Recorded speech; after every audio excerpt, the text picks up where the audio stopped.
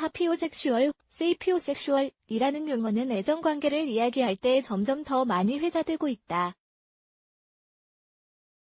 현명하다는 뜻의 라틴어 사피엔스 세이피언즈에서 온 용어로서 똑똑한 사람에게 매력과 성적인 욕망을 느끼는 사람을 말한다. 최근에 만들어진 신조어이기는 하지만 이러한 개념의 시작은 아주 오래전으로 거슬러 올라간다. 서기 380년에 이미 플라톤은 향연에서 사람과 지성의 관계를 이야기한 바 있다. 그도 그럴 것이 지성은 많은 사람에게 매력적으로 다가오는 덕목이기 때문이다. 그러나 사피오섹슈얼의 경우 다른 무엇보다 지성에 가장 매력을 느낀다. 신체적 끌림에서 사피오섹슈얼까지 누군가를 좋아한다는 사실은 신체적 끌림만으로 결정되는 게 아니다. 우리는 대부분 다른 사람의 수많은 장점에 끌리기 마련이다. 우선 신체적 끌림이 중요한 역할을 하는 경우가 많다.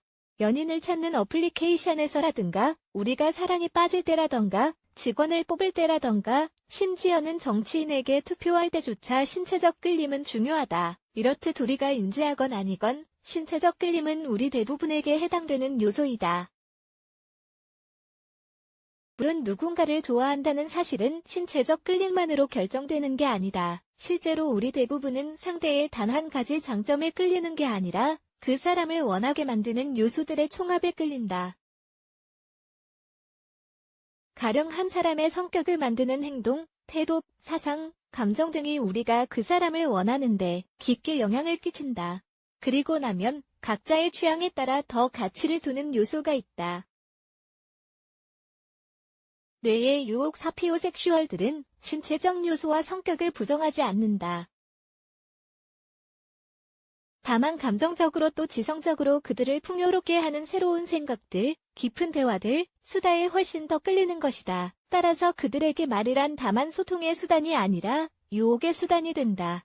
그들은 다른 어떤 특징보다도 이야기 상대의 지식이나 대화에서 발생할 수 있는 친밀감에 훨씬 더 매력을 느낀다. 여러 종류의 지성을 이야기할 때 우리는 보통 발달한 인식 능력 또는 광범위한 지식 등을 떠올리기 마련이다. 그러나 오늘날의 많은 연구자에 의하면 지성의 정의는 여기에 멈추지 않는다.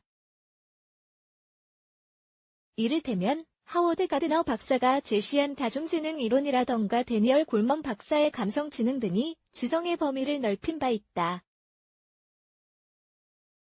즉 사피오섹슈얼인 사람들은 학문적인 지식이나 복잡한 문제를 해결하는 능력에 끌릴 수도 있지만 무척 창의적인 사람들, 감정적으로 성숙한 사람들 또는 타인과 잘 소통하는 사람들에게 끌릴 수도 있다. 사피오섹슈얼의 특징 사피오섹슈얼은 열린 마음의 소유자들인 경우가 많다. 새로운 것에 끌리고 새로운 지식을 얻고 배우는 데 큰 호기심을 보인다. 지성의 정의는 그 범위가 무척 넓지만 사피오섹슈얼은 보통 사람들과 그리 다르지 않을 수 있다. 이들은 보통 사람들이 가장 중요하다고 여기는 것들을 꽤 많이 공유한다. 그러나 더 분명한 방식으로 그들을 구분짓는 특징이 있으니 다음은 그 특징들을 추린 것이다. 자의식이 강한 사람이 되는 데 익숙하다. 주로 열린 마음의 소유자들이다. 본인도 지능이 높은 경우가 많다. 새로운 것에 끌린다. 속이 깊고 생각이 많은 사람인 경우가 많다. 새로운 지식을 얻는데 시간을 할애하고 배우는데 큰 호기심을 보인다. 깊은 대화에 강렬한 유혹을 느낀다. 여성과 남성 모두 사피오섹슈얼일 수 있지만 여성의 경우가 더 많다. 단점 지성은 한 사람이 지닌 수많은 특징 중 하나이며 좋은 자질이지만 타인의 인식 능력에 특별히 매력을 느끼는 것은 해로운 영향을 끼칠 수도 있다. 이를테면 자존감이 낮고 타인을 이상화하는 경향이 있는 사람들이 그런 영향을 받기 쉽다. 왜냐하면 이들은 타인에게 진짜가 아닌 것을 투영하기 쉽기 때문이다. 장기적으로 보았을 때 이런 태도는 위험할 수 있고 자존감이 낮은 사람들이 더 불안을 느낄 수 있다. 그것이 지능이든 다른 자질이든 타인의 특징을 알아보고 치켜 세워주는 것은 연인 사이에서 무척 건강한 현상이다. 그러나 이는 관계가 불균형한 양상을 띠거나 스스로 자존감이 낮아지지 않을 때의 이야기다.